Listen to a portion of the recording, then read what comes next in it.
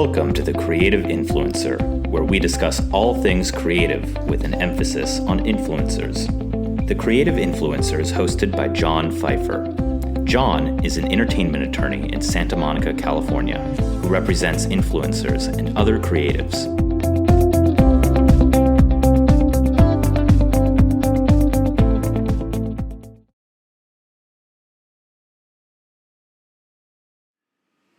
This is episode 1 of the 5th season of the Creative Influencer podcast.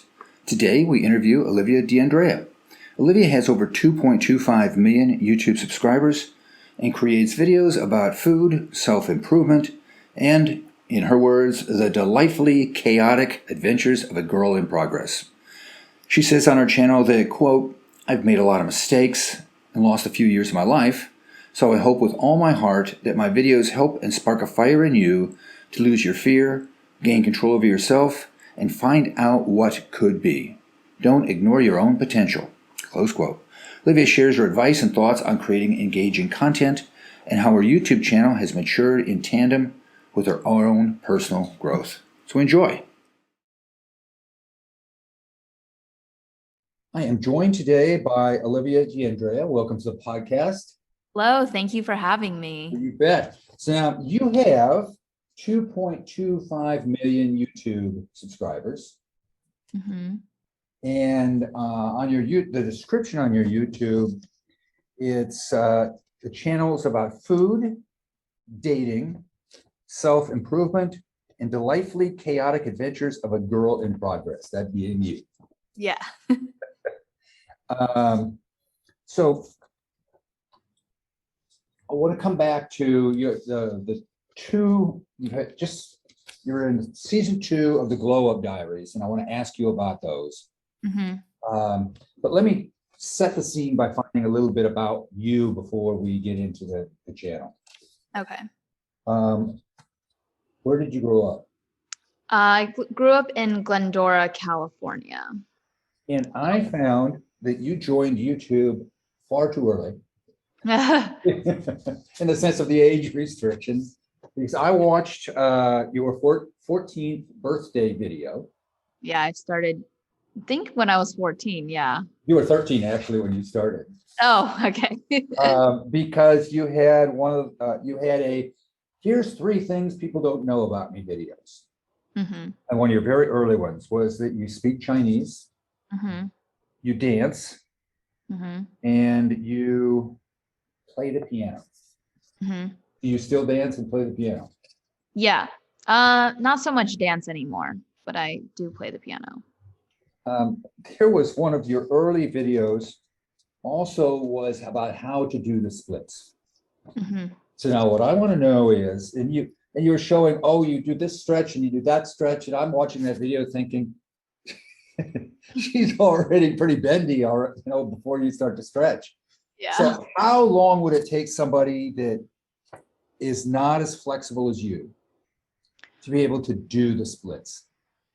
It definitely depends on everybody's body, because I think that genetics definitely plays a role, how consistent you are with the stretches, how much you're willing to push past your limits. I would say lots of people have messaged me, maybe an average between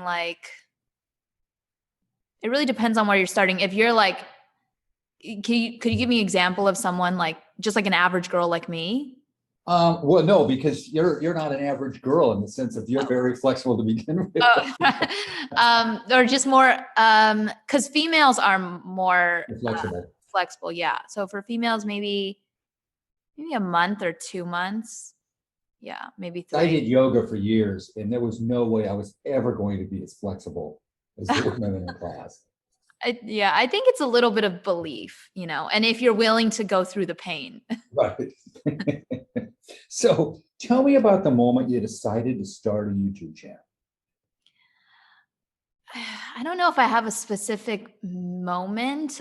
The moment I do remember is editing on my sister's laptop and instantly falling in love. I'm like, oh my gosh, this is so fun. And I love the idea of just kind of having my own space where I could just make it my own and do whatever I want. And so that just sort of became my obsession in high school. Like that's all I ever did was make YouTube videos.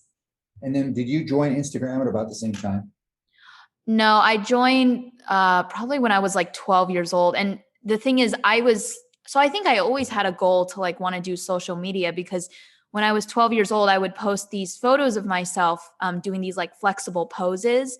And, I didn't really know how to gain followers. So I would constantly be like direct messaging these big accounts that would feature people's flexibility photos, saying like, will you feature me and things like that. And I always got ignored. Like I got rejected so many times. So it's just interesting to see, if you don't give up. Yeah. So eventually it started to pay off. What, can you point to one video or one post that was kind of the breakthrough? Yes, I know which one that was. It was my daily stretching routine. And I think the reason it did well was, number one, it was the thumbnail. The thumbnail was catchy. And it was just attractive. And then I think it was that people learned something from that video. They said, wow, your stretching routine actually made me more flexible. So I started to get requests below that video asking for more tutorials on how to become more flexible. And that's where I started to develop this niche, because before that, I was sort of all over the spectrum. I was just making vlogs about my life and people weren't really benefiting from my videos, but I was just sort of having fun trying everything out. So You mean people can't benefit from getting a tour of your bedroom? yeah. I mean, I would say it's that there were so many people doing bedroom tours. So I tapped into like a niche that wasn't like popular on YouTube. Like no one was really doing No, it. I can say that almost all of my clients started with bedroom tours when they were just starting out. Right. The go-to. Yeah, it's like, okay. Who is your target audience? I would say it really ranges, because I have girls, definitely females, girls who are like 12 to 15 years old, 16, and then also a lot older, like 18 to like 30 years old. I think it's because when I did stretching tutorials, it was a lot of girls who were on dance teams in high school or middle school wanting to become more flexible. And then when I started the Glow Up Diaries, I think it attracted more of a mature audience, and I moved into self-improvement content. So that's probably where my older audience. Which is a great transition. Thank you. Tell me about the Glow Up Diaries. The Glow Up Diaries is a raw documentation of my mental and physical transformation. So the story behind that is, for a while, actually, when I was doing stretching tutorials, I always said to myself, I'm not creatively satisfied. I don't just want to like teach people something. Like I want to inspire people. Like I just want to tell stories. And so in my own life, I just sort of started to have these negative things come up. I developed cystic acne senior year in high school. I injured my leg at the time, so I couldn't dance anymore.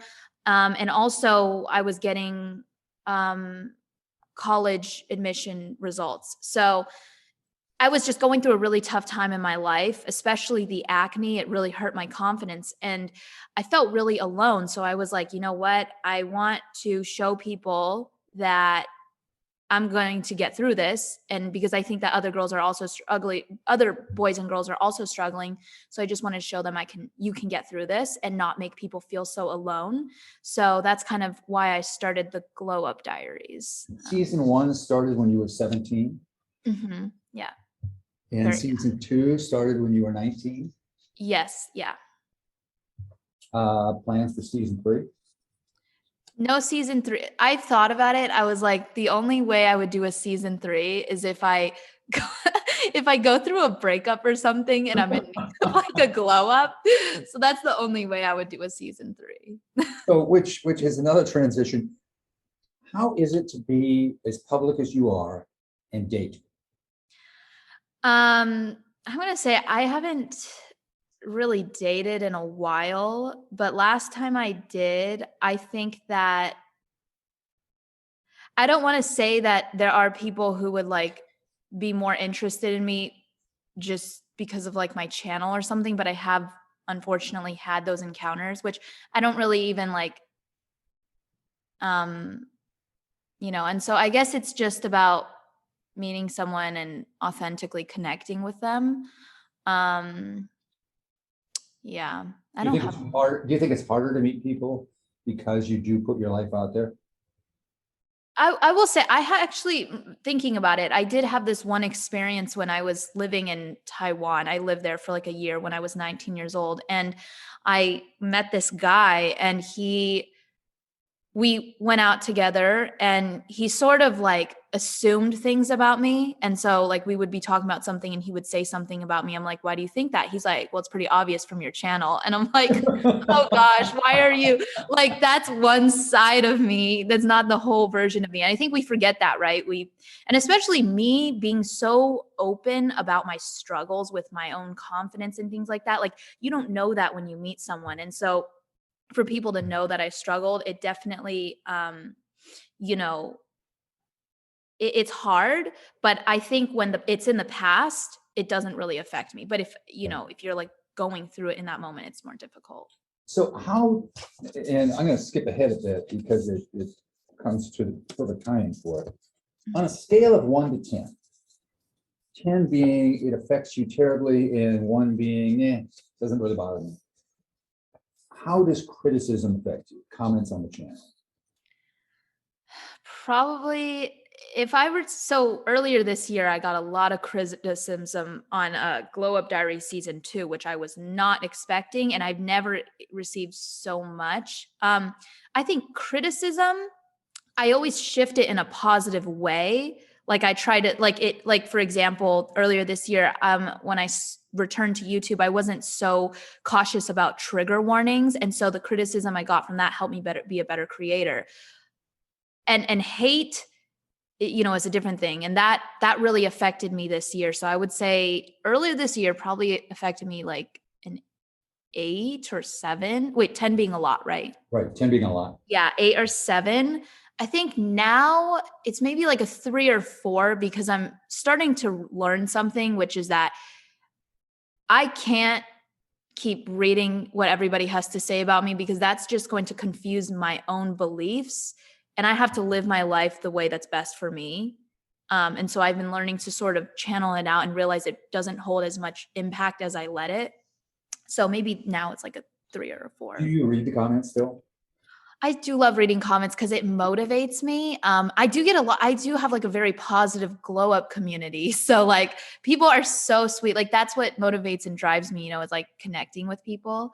I think I started a separate Instagram account that was purely for the glow up diaries.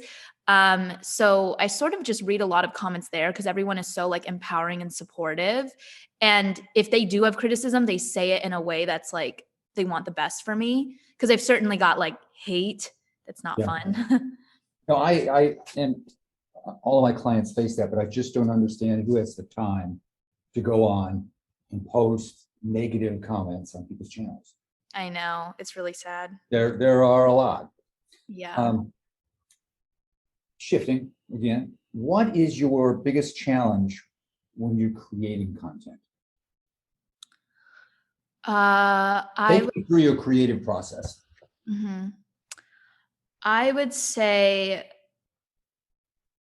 I'm still trying to work on it, is when you're storytelling, there's like so much freedom. Like with creativity, there is no instruction manual of A, B, C, D. When I was creating tutorials on YouTube, very easy to do those because it's just the same thing. But when you're telling stories, it's like you can start anywhere.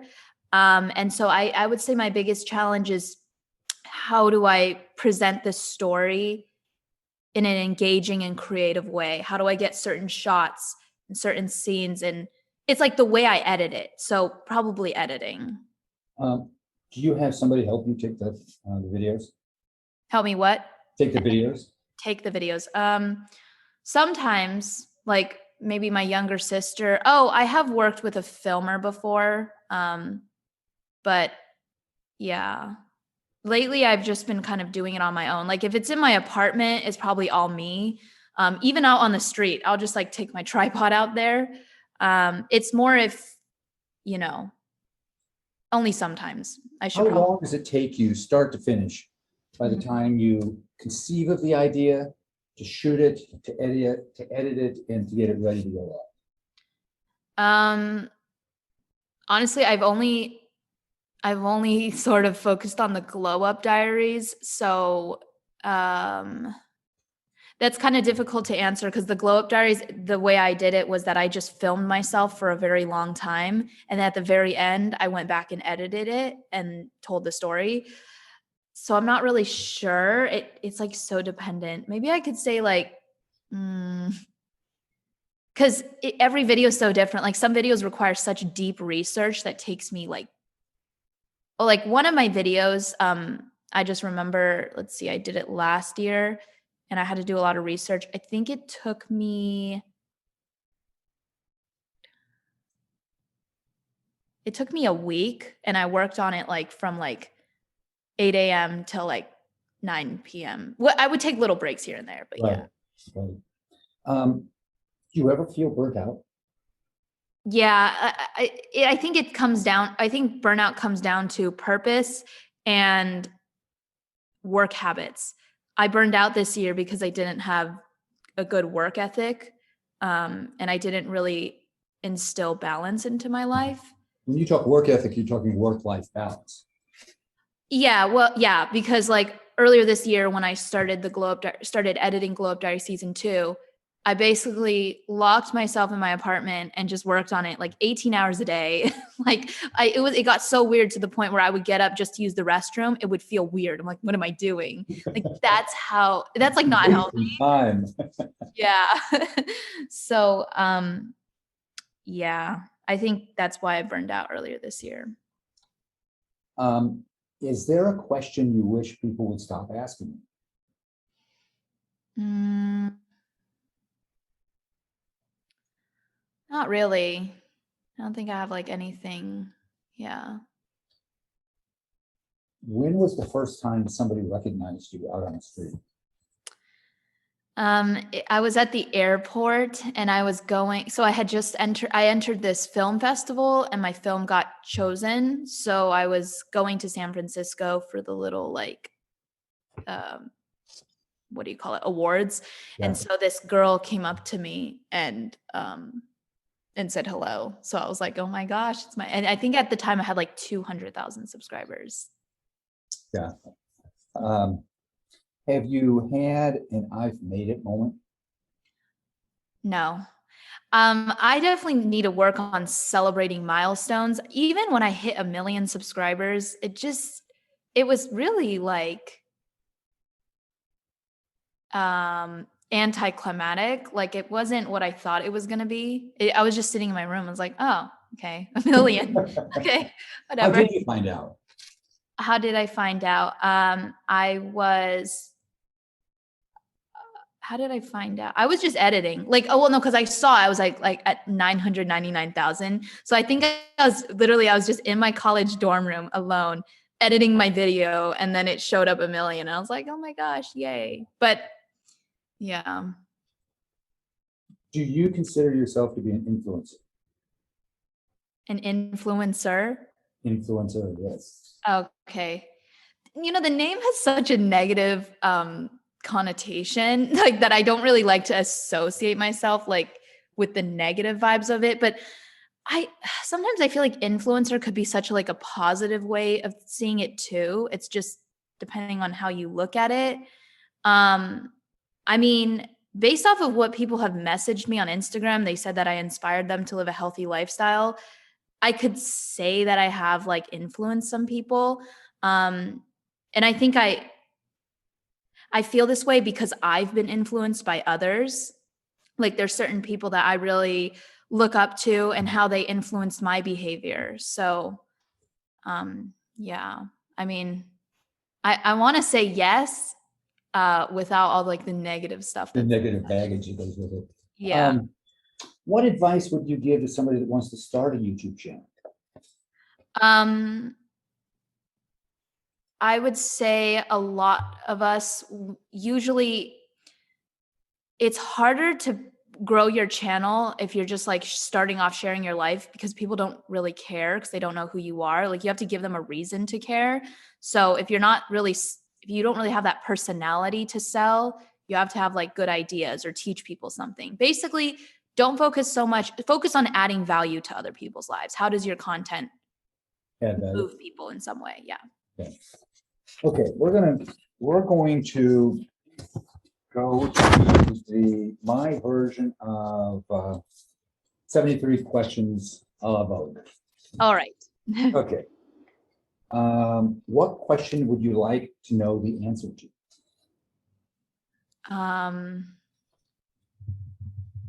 Okay, what comes to mind, but I don't even really care for this, is why is the sky blue? Like I've actually never looked that up.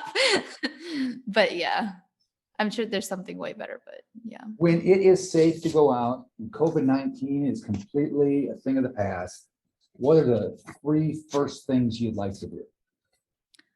I'd like to go to an art museum. I'd like to travel somewhere and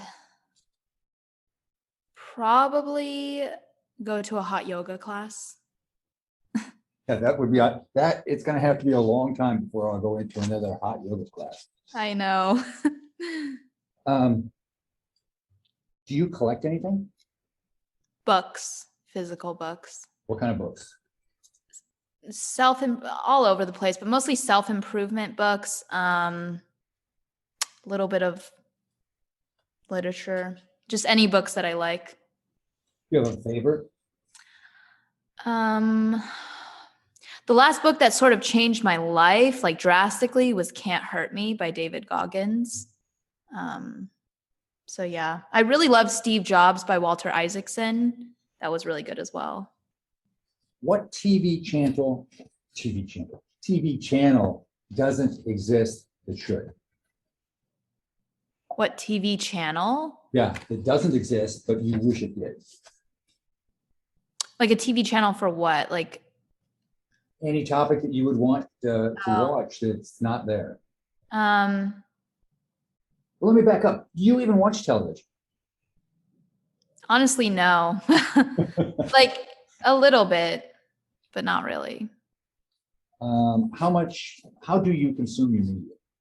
How do I consume my media? I do watch quite a bit of YouTube. I do a lot of reading. And also, what's the other thing? Oh, I love Pinterest. And what's the other thing that I'm like? Oh, I take just like online classes. Like that takes up my day. There's this platform called Masterclass. So you can just like. I've had it. I still have it. It's great. Yeah, I love it. So I just, every time I watch something, I always want to be benefiting in some way. So yeah. What's your favorite movie? Favorite movie? Probably Black Swan. What's the last movie that made you cry? Oh gosh, I haven't watched a movie in so long. I can't think, but one that comes to mind that did make me cry was Hatchie, which is like a dog movie. Animal movies always make me cry. What's your guilty pleasure? Guilty pleasure.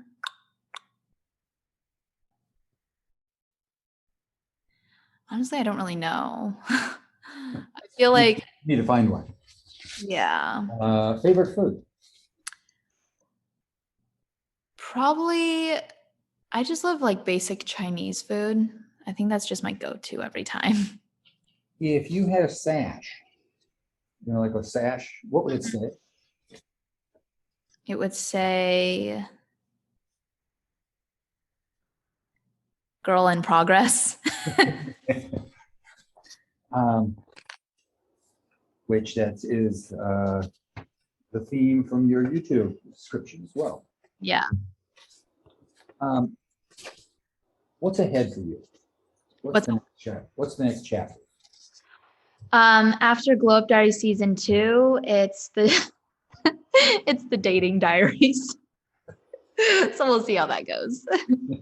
So how many dates have you gone on for that so far? I actually haven't really started. I did go on a date recently, but it wasn't, I'm not really focused on it. I'm trying to finish Glow Up Diaries season 2, and I'm trying to just like take it one thing at a time. So I saw, I think it was an Instagram post where you were talking about the dating diaries. Oh yeah, that wasn't a good idea actually.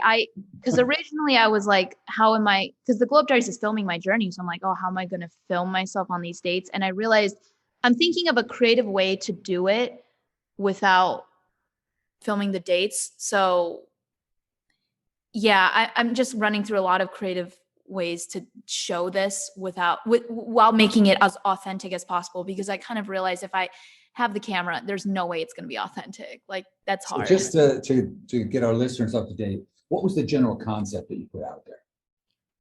For the dating diaries? The dating diaries, yeah.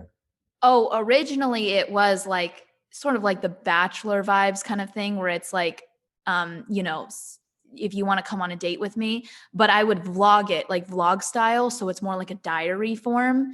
Yeah. I think it's just, I ended up going on a date with one guy, and he was like, see, this is the interesting thing. He was looking forward to being on it. And I think that there's this weird thing of like, okay, wait, do you actually like me or do you just want to be on this series? So. Yeah. Do you have any secret projects you want to tell us about? Secret projects. Here's your time to tell us your secret project. Honestly, I'm just trying to finish season 2. So I don't really have anything at the moment. So where can people find you on the internet? You can find me on YouTube, Alivia D'Andrea, and on Instagram, also Alivia D'Andrea, Twitter, and TikTok. Perfect. Thank you. That's it for this time. If you enjoyed our podcast, please write a review on iTunes and tell your friends to subscribe. If you have any questions about influencers or suggestions for future episodes, email them to John at Pfeiffer@pfeifferlaw.com. Thank you for listening.